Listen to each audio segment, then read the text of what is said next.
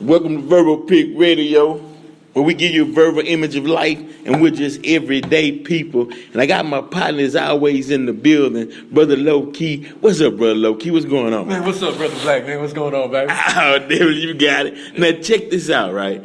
This topic, Low Key, came up with this topic that we're going to discuss today.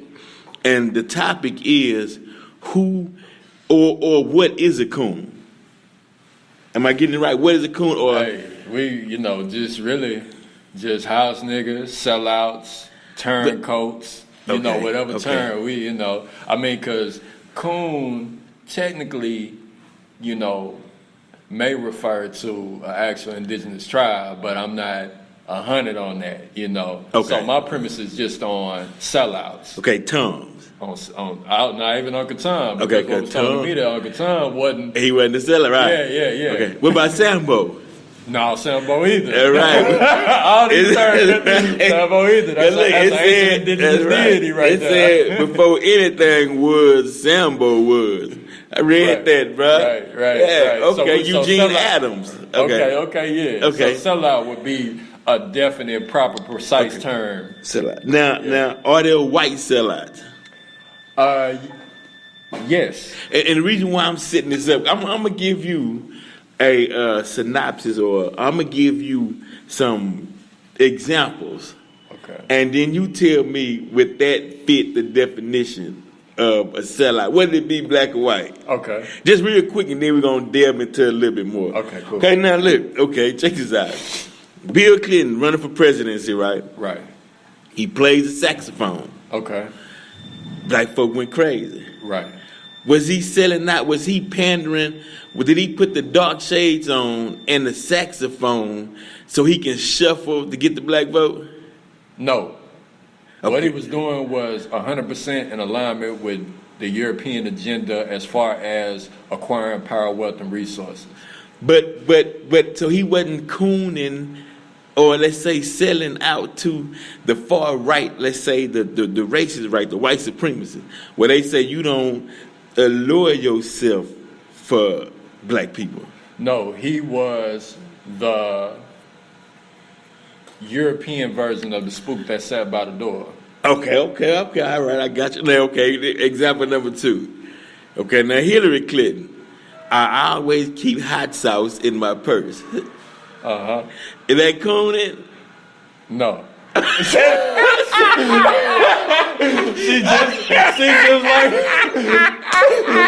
just like the other one. It's all in alignment, baby. Okay, now. Shake hands and kiss babies. Okay. Shake black hands and kiss black babies. Get it? Okay, now. Yeah. Roland Martin, right? Right. Him and Hillary Clinton, they doing the 2-step, whatever dance move, like Tariq Nasheed say. I dance with my son. Is that cooning? Sell out. Roland Martin straight up sell out. Yeah. Okay. Yeah. All right, example. Hold on, I got 2 more. Another example. Okay, then we get another example, right?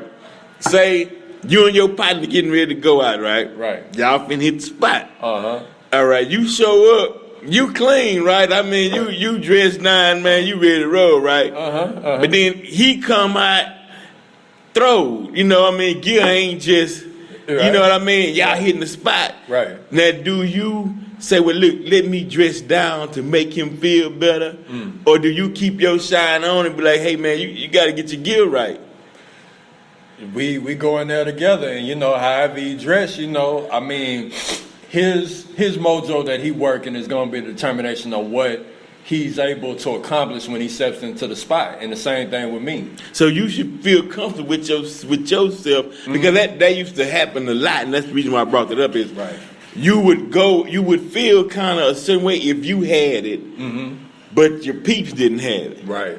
So you would dull your shine up a little bit to fit in. No. Don't dull your shine. No, don't dull your shine. Yeah. Don't dull your shine, because the person that, let's say if somebody is looking down on a partner because of, their, let's say if I'm looking, I don't even want to use myself, but let's say I'm gonna go back to this. Somebody's looking down on somebody, they may go to the spot and accomplish more than a person that just feel like they top flight. Right. You know, so you can't never sleep on the ability of someone based on appearances alone. Okay, come on. Good, great answer. All right, last cool example, right? All right. Did you see Donald Trump at the black church in Detroit this weekend? I didn't see it, but okay. I heard a little bit about it, not much. Okay, now what about, say, Omarosa and the preachers that invited him there and put the little cloth around him and, you know, did the whole, were they cooning? Oh, ultimate sellouts.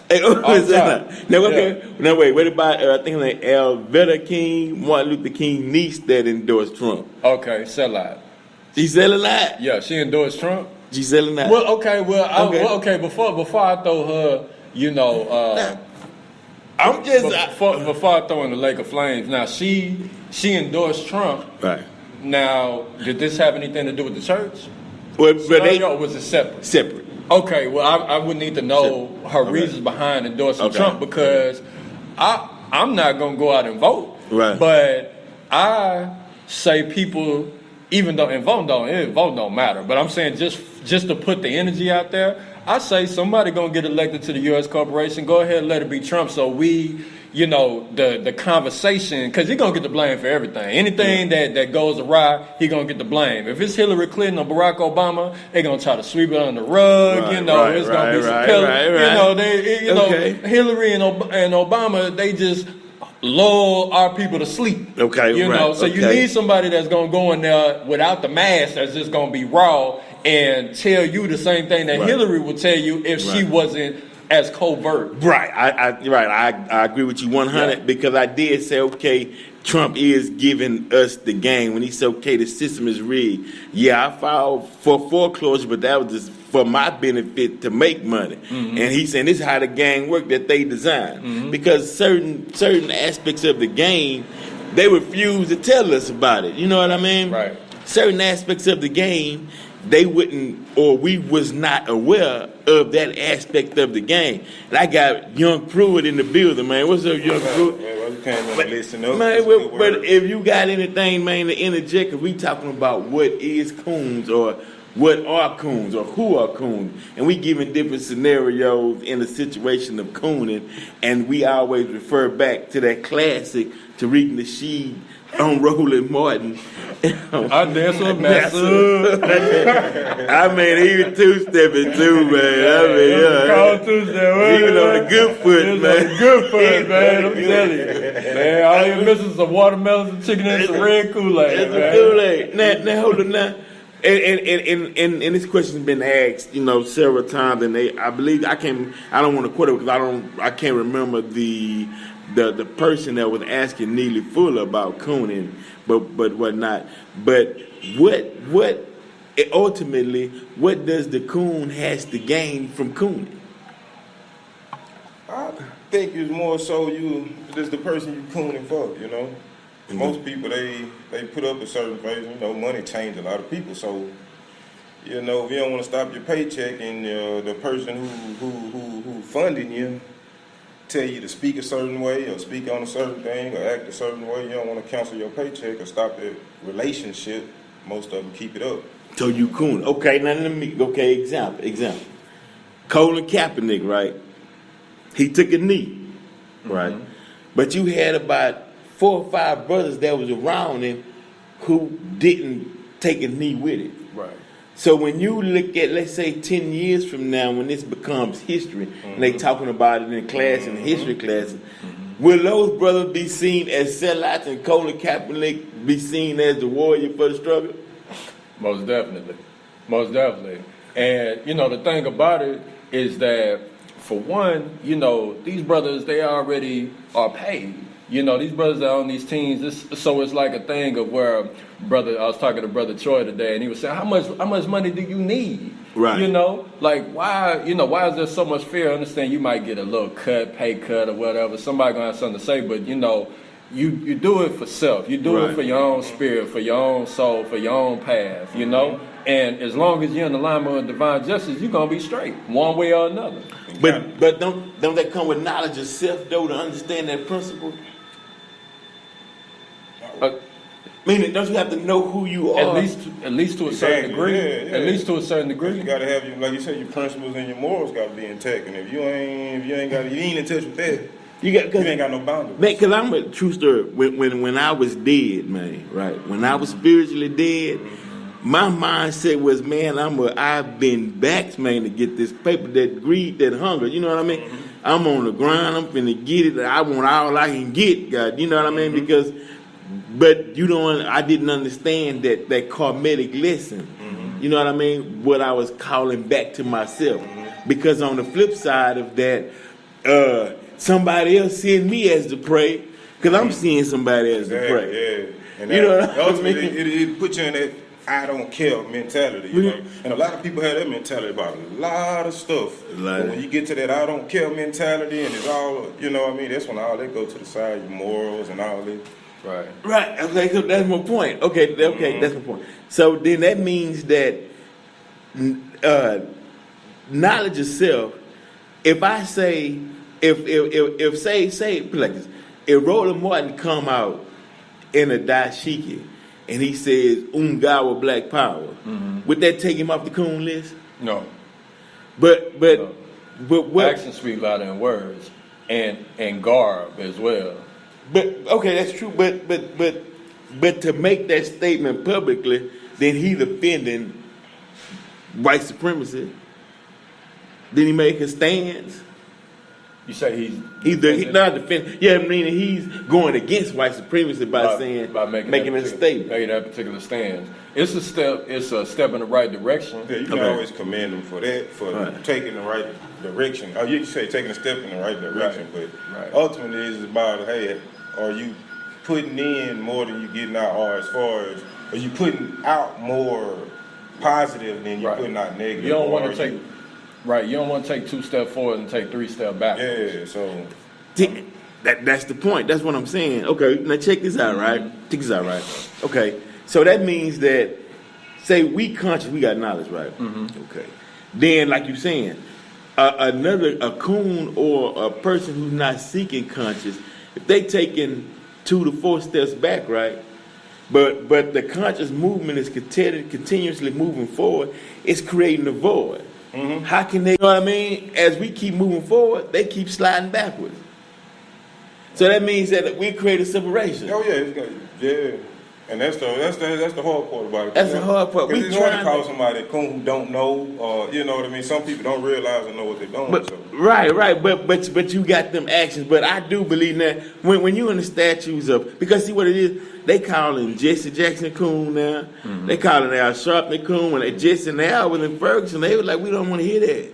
Y'all going back where you came from. We finna get down. You know what I mean? And so a lot of these civil rights, now you seeing Martin Luther King, Nietzsche endorsing Trump, and then the conscious community said, we ain't with that, and we separating. You know what I mean? Is it that time now, or should we try to mend these fences, or it is what it is? It is what it is, you know, and as we, you know, garner more attention and accumulate more power with the resource and consolidate that, eventually it's going to get to a point to where people are going to have to make a choice. You can't fence straddle forever. Right. You know, and I mean, if you do, then, you know, it's going to be an internal struggle that you're dealing with because you're trying to play both sides. Okay. I think that's kind of what we're at now. You see that some of that playing out now, you know, people playing both sides. So that's right. Yeah. You can't. But you just said how they ran up on them in Ferguson. Yeah. Trying to play both sides. Both sides. You can't. People ain't going to tolerate that. Right. It was a time you can do the shuffle. But I guess now the shuffling and the coon is out now, so it's the age of Aquarius, man. That time over. That was the age of Pisces. Okay. Man. That age over with. So what's the actions for this age? Building on common ground. Coming back to common ground. We talked about that yesterday. And man, building on the common ground. We gonna build on common ground, man. We got our partner, man, Dominique Obike, Nigerian, but that studies what they so-called African American history, Nigerian history. We all gonna bring this thing together. We'll let y'all know at a later date and time when it happens, but it's gonna be a dynamic event. You know what I mean? Because we don't just say, you know, we gonna build on common ground. We actually gonna build on common ground. So definitely, man. So man, young Pruitt, man, what's up? man. I just appreciate being here, listening to some good words. Low man. key, what you say? Man, just feeling good, feeling great. Yes, y'all stay tuned. We ain't through. Verbal Peak Radio, we out.